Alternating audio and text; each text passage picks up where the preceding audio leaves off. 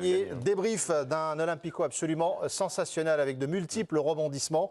L'Olympique lyonnais qui a mené au score, qui a joué à 11 contre 10 dès la 5e minute de jeu après l'exclusion de Balerdi, Léo Balerdi, et l'égalisation de Cherki 94e avant le but de la victoire signé Jonathan Rowe 96e minute. Ah, c'était pas fini le 94e, c'était pas fini le match. Eh non, il a enlevé le maillot et tout, moi je pensais que c'était fini le match. Ah d'accord. À Marseille, ils ont marqué derrière. Oui, il y avait un coup de clim à la fin. Il y a eu un coup de clim. Giovanni va nous raconter l'atmosphère autour de l'Olympique Lyonnais avant de revenir à l'Olympique de Marseille. Vous voyez le classement, l'Olympique Lyonnais est 14e avec 4 points. Ça pose des questions. On peut toujours dire que l'année dernière, ils étaient 16e avec 2 points seulement après leur début de saison à l'Olympique Lyonnais. Mais cette défaite dans cet Olympico à domicile, est-ce que ça plonge l'Olympique Lyonnais dans la crise ce soir, complètement ou pas? Oui. Oui, pour Nabil Non. Ouais, Il y a un nom là. Vous voulez faire un duel? On peut faire un duel, mais il n'a pas l'air convaincu, Ludo, par son nom. Je vais plutôt vers le oui de Nabil qui avait l'air très convaincu. Non, mais je veux bien qu'on fasse des comparaisons avec la saison dernière, mais on est censé être reparti sur de nouvelles bases avec un mercato qui a été plutôt... Je peux continuer ou il faut que j'arrête? Non, vous non, C'est quelqu'un qui n'est pas sur Dol. Heureusement qu'on ne fait pas de duel. Non, mais j'ai aucun souci. Non, mais quand on voit le pouvoir offensif, pour moi, ce soir, effectivement, la défense, ça a été une cata. Les choix, on pourra en rediscuter, de mettre une défense à 3 avec Calais Takar et puis 2 latéraux à côté de lui. Mais ce soir, la faillite, elle est offensive. Et avec beaucoup de ratés. Pénalty raté, les barres. Mais sur la séquence, moi, je suis désolé, je vais aller très vite. On sait très bien qu'il y a un nouveau propriétaire. On sait très bien que... il a peut-être aussi, ce qui se dit parfois en coulisses, il a peut-être aussi envie d'attirer un grand nom, entre guillemets. Sur le banc. Sur le banc, sur le banc. Et il ne faut pas trop tarder, parce que lui, il a envoyé de la caillasse, excusez-moi, et lui, il réfléchit comme un Américain. Il réfléchit comme un Américain. C'est tout. Alors, il parle comme un Américain, en tout cas, parce qu'il disait on peut rêver du titre. On joue le titre. Oui, mais là, il va pas dire.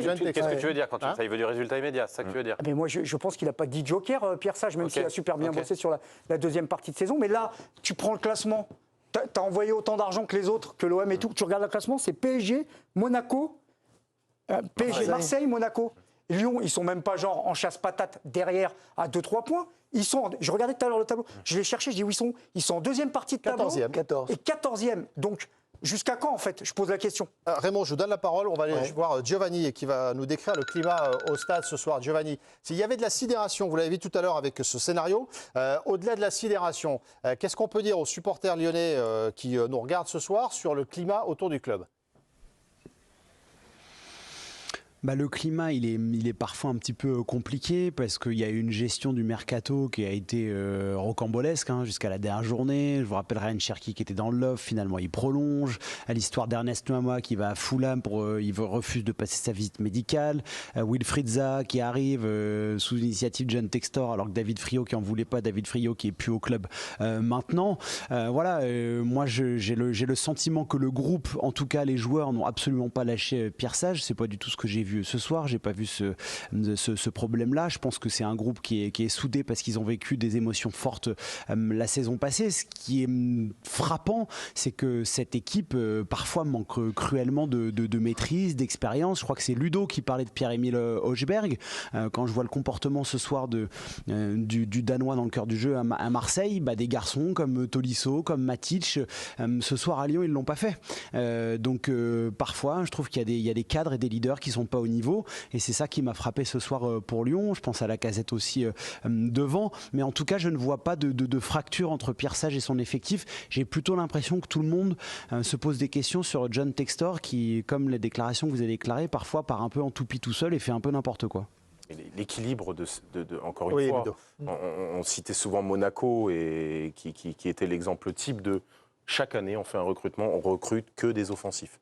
Vous avez vu la pléiade de joueurs qui est encore Noama, Fofana, Zaha, Mikotadze, Lacazette, Benrahma. Mais tu les mets où les joueurs? En plus, ils changent le système. Donc à un moment donné, tu t'y perds, là, encore ce soir. Je veux dire, où tu la perds la bataille à partir de l'heure de jeu. Tu la perds. Pourquoi je mettais Hochberg et tu la perds au milieu de terrain, la bataille. Bien sûr. Parce qu'à un moment donné, tu dois faire des changements. Tu sais que tu as des caractères sur le banc. Il faut que tu fasses rentrer les mecs et tout. Donc, Et ta bataille, en fait, ton cadre de tactique pour essayer d'aller gagner ce match-là, il est perturbé par le fait que tu as trop de solutions devant et trop peu derrière et au milieu. Et cette équipe, elle a été construite en dépit du bon sens. On pensait que la fin du mercato amenait un petit peu de calme et que ça pouvait repartir du côté de l'Olympique Lyonnais. On voit avec la défaite de ce soir que c'est plus dur que ça. Oui, mais Raymond, pardon, allez-y. Non, oui, mais, Raymond, jusqu'à quel point la défaite de ce soir dans un match aussi symbolique, aussi important, avec ce scénario-là, peut plonger une équipe comme l'OL dans ses travers et dans cette crise qui guettait un peu quand même avec le mercato qui a eu lieu? Oui, mais là, je fais confiance à Pierre Sage. Il l'a prouvé l'année dernière, arrivé à remobiliser. On les a vus contre Lens, je veux dire, où ils ont montré justement un peu plus de solidité que les boulevards qu'ils ont laissés aujourd'hui. Ils sont capables. C'est le prochain match, je suis d'accord avec Nabil, il n'aura pas 1000 jokers, mais il a 2-3 matchs là où il faut remontrer quelque chose pour effacer ça. Voilà, ils ont perdu contre Marseille.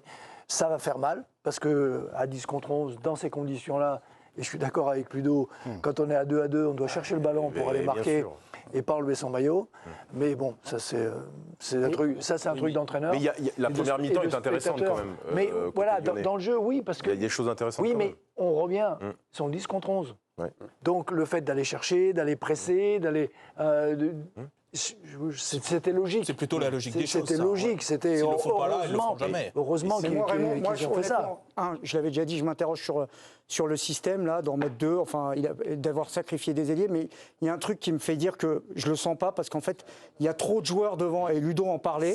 Je veux bien que les joueurs n'aient pas lâché le coach, et ça, je veux bien le croire, mais à un moment, on ne peut pas me dire qu'il ne va pas y avoir de tension, parce que Miko Tadze vient d'arriver, on a remodifié le système pour être à deux devant, donc il y a Orban qui a repointé le bout du nez, les ailiers, Nouama, Benrahma, Fofana, ils vont passer leur vie sur le banc, donc Zaha également. Donc, en fait, c'est ça qui me fait dire alors, je ne le connais pas au niveau du management, du management d'ego, quoi, parce que là, on a quand même affaire à des égos à l'échelle de la Ligue 1. Oui. Donc, je suis curieux. Mais la sensation de gâchis, elle vient du fait qu'on parle d'une équipe qui, sur la deuxième partie de saison l'an dernier, a le meilleur bilan de Ligue 1, même devant le PSG.